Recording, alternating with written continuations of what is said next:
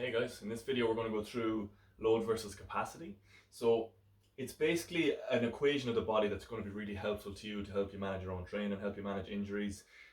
Just like everything else I share, it's information that if I knew this 10 years ago, it would have helped out so much. So we're going to talk a little bit about load versus capacity, how it's relating to injuries, and then a few tips on how we're going to use this information to train smarter then in terms of recovering from injuries and just general training.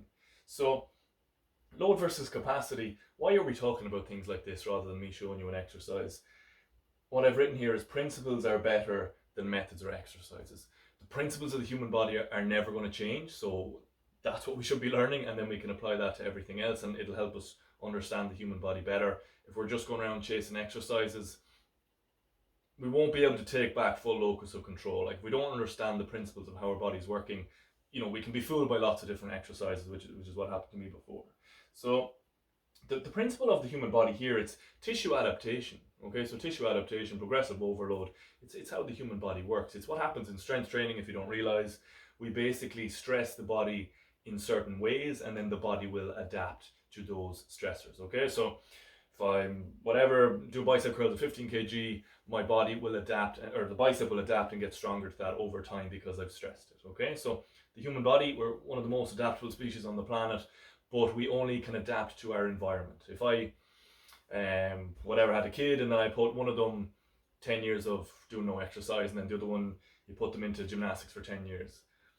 If I had to make you pick one of them, who do you guess is going to be more athletic? The one who's done gymnastics. It's just because of their environment. The environment is what you adapt to, and we get to pick our environment, which is why I'm saying, on Instagram a lot, you have a lot more control than you think. We adapt to our environment and we can choose the environment. We can choose the way that we train. So to tell you a bit more about this, load versus capacity is an equation that we can use for the body. Look, it's not going to be 100% right and cover everything, but it's something that's really going to give you a better handle on it. If you look at here, we have the capacity here and then we have the load. So we have two different examples here. The capacity is basically what we can currently handle now at the moment. So every tissue in the human body has a certain capacity. And when we say tissues, we mean like muscles, but also ligaments and tendons. Even your bones will have a certain capacity of what they can do at the moment. And this will be from your movement, diet, and the way that you train.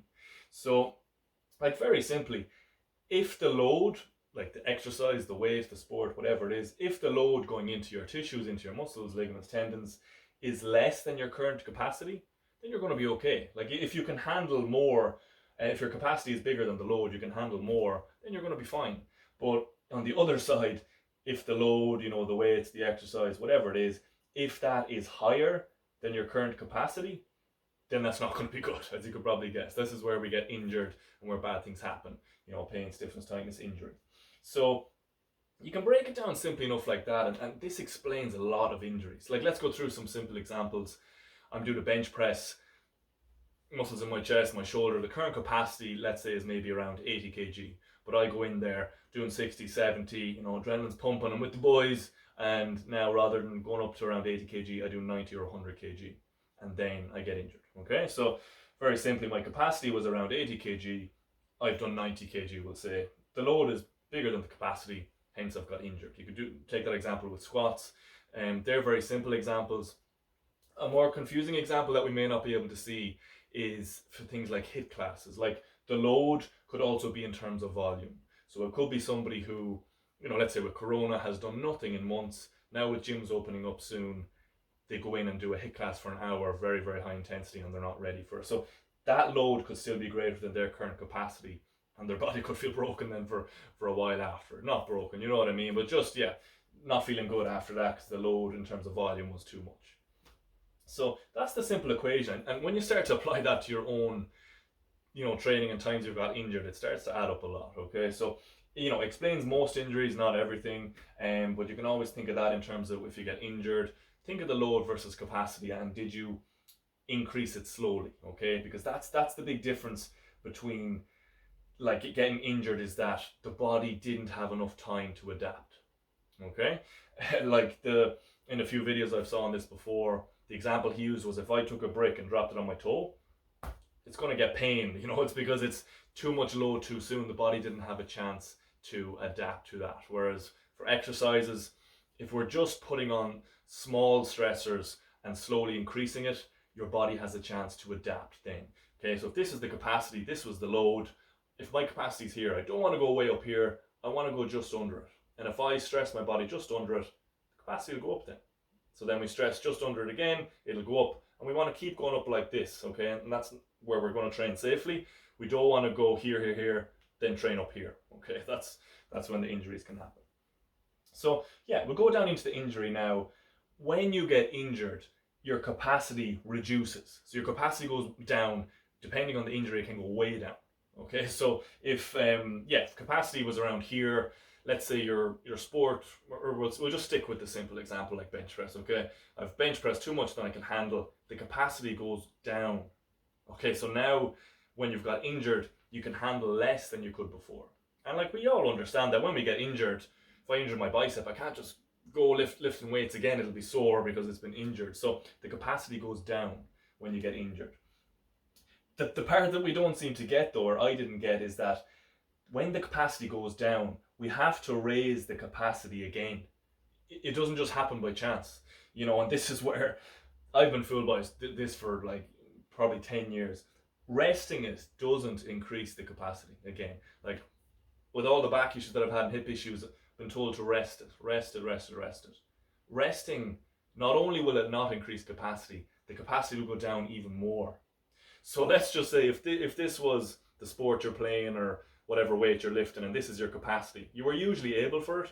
Now you've done a bit too much. Now you've got pain and injury. It doesn't just stay here. It's going down. Okay, so we'll say your sport is up here. You were here. Now you're gone down to here. Now you're resting it even more. Maybe a sprained ankle or whatever it is. It's still going down. It's going to keep going down because you're not using it. You're not stressing it, so it's just going to keep getting weaker. So now, let's say if you sprained your ankle, you took 6 weeks off and you're doing nothing, capacity is still going down, you rest it, so you think you're getting better now and you're able for sport, you try and jump way back up here. Is the load more than the capacity? It's way more. So that's when you see things like ankle injuries, leg breaks, whatever it is. You just rested the whole time, you tried to come back to the sport, there's a massive gap there, you don't have the capacity to do it, we re-injure ourselves. How many times, this is me too, my right ankle, how many times have I sprained my right ankle? 6, 7, 8, 9, 10, I don't know. And clients have been the same as well. We're not rehabbing it properly, we're not raising the capacity again, so of course we're going to get injured. Like that'll never change. The ankles or the sport is here, sprain my ankle, it's down here. Unless you raise the capacity up again to be able to handle the sport, you're going to keep getting injured. And this is where it's coming from misinformation. You'll hear, it's my bad ankle. It's like my bad ankle, but it's fine now. Like my bad ankle, I have a bad shoulder, I have a bad insert body part. Look, there can be different complications, yes, but for the majority, like open your mind a bit here. Have you trained to raise the capacity of that body part? Like maybe the bad ankle is just an ankle that you left the capacity go way down here and the load, your sport that you're trying to do is more than it. So you're going to keep injuring yourself. So that's the main point there. Yeah, resting, it doesn't increase capacity. Maybe in some cases you'll have to rest for a little bit, but always trying to raise capacity as soon as you can is going to be the best option. What did I say here as well? Yeah, it's important to know as well that the capacity can also be affected by things like sleep. Like let's just take another example. Here's the sport, here's my capacity. I haven't injured myself, but I have a lot of stress in my life from relationships, blah, blah, blah. It's affecting my sleep, I'm not eating well. The capacity can still go down a bit. So it can still be too much for us now. We can still get injured in that case, okay? So that's where it can get a bit more complicated. But like to show you an example for my injuries here, which will make more sense of it. Before, that's what I used to do. I used to rest injuries. RICE injuries, rest, ice, compression, elevation. The person who created that has come out since to say that, that he's gone against it now. Resting things isn't going to raise the capacity of it, okay? So for my old ankle injuries, let's say this was sport, sprained my ankle, capacity be around here, I just rest it, then I try to go back again and it would sprain again.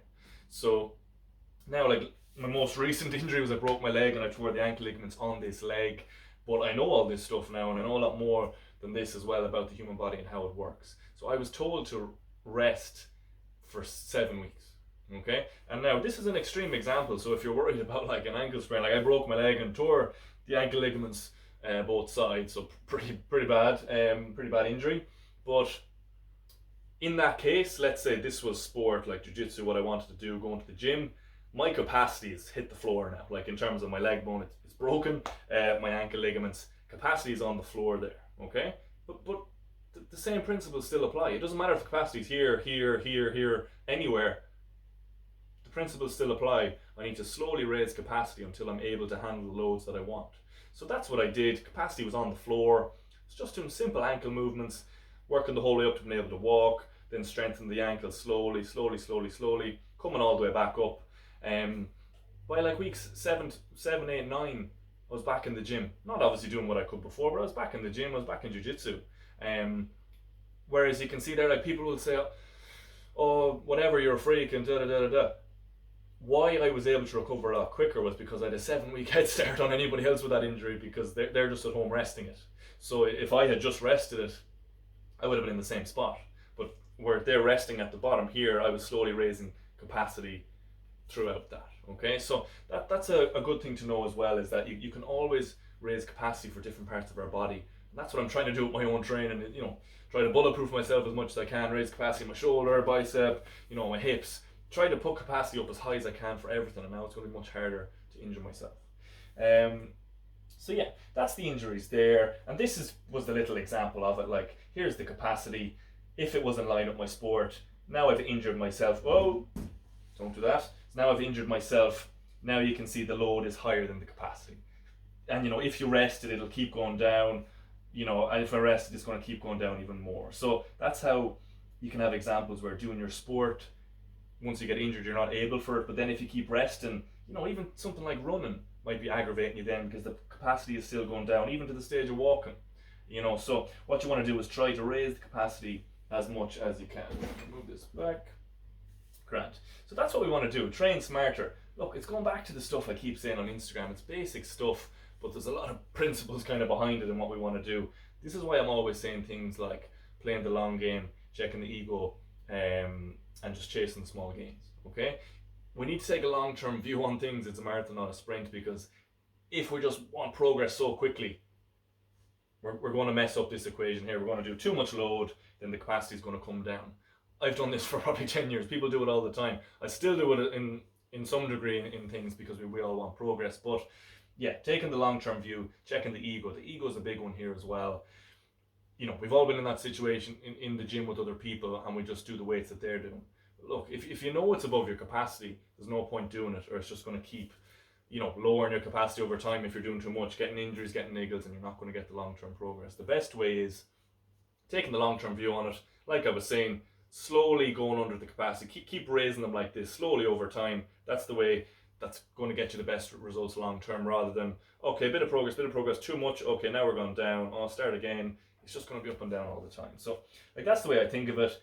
If you're taking the long-term view, checking the ego, chasing the small gains consistently, you'll get progress like a stock chart. One that hit the big time over whatever, 5 years, 10 years. There'll be ups and downs, obviously. It's not just going to be amazing sessions every time, but slowly, ups and downs, but over the years, it's going to be a nice diagonal line going upwards. Whereas if we're not checking the ego, not, managing the load versus the capacity, what as I said here, be like snakes and ladders. Like, this is what it was like for me before. So frustrating. You could look over the space of 3-4 years and you're like, whoa, what have I really done? Like, what have I increased? I look back, probably over 10 years in the gym, I could do maybe 7 pull-ups in like 10 years, just from up and down injuries, different things. Whereas now, training better, I'm getting close to 1 arm chin up in, 2.5 years or something like that. Got a handstand push up in that. We could relate it back to squat example. Once I sorted out my hips from hip mobility, like I started with the bar, because I know this. I'm like, look, I'm doing the bar now, even though people are doing 60, 70, it doesn't matter. I know the load versus capacity, that's what I'm at now. I'm going to slowly increase it. And that's what I did. Like a year and a half later, was around 1.5 times body weight ass to grass. Do you know what I mean? Whereas other people are still there doing 70, 80 and kind of plateauing around there like I was too. So, it's tough to do, tough to take the long-term view, check the ego, but like I'm saying, for those who want to take it in, for those who want to learn, understanding the load versus capacity is going to help you recover from injuries and help you with your training too.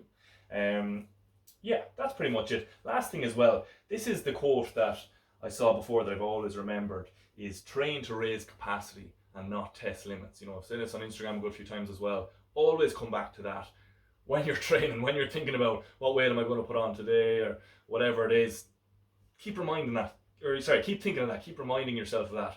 Am I training to raise capacity here, or am I training to test my limits? Okay, so what you want is training to raise capacity. This is how you're going to get long-term progress. If you're testing limits, it's inevitable that you're going to one day go above the limit, and now capacity's gone way down and you've got another injury. Okay, taking 2 steps back, 2 steps back and 4 time to end the video soon. That's like taking 2 steps forward and going 4 steps backwards. So yeah, always remember that. I think of that all the time. Train to raise capacity, not test limits, and it's really going to help you with your training. Okay, so you know, this is obviously the kind of stuff I talk about in the mobility membership. I'll link it all below if you are interested. You got, you know, movement issues, chronic pains, want to manage your training better, get back to the things you want to do. Just click on it, read more about it, reach out to me obviously if you have any questions on it. But yeah, hopefully it helped, and if you have any questions, you know, comment or get in touch with me on Instagram and I'll help you out.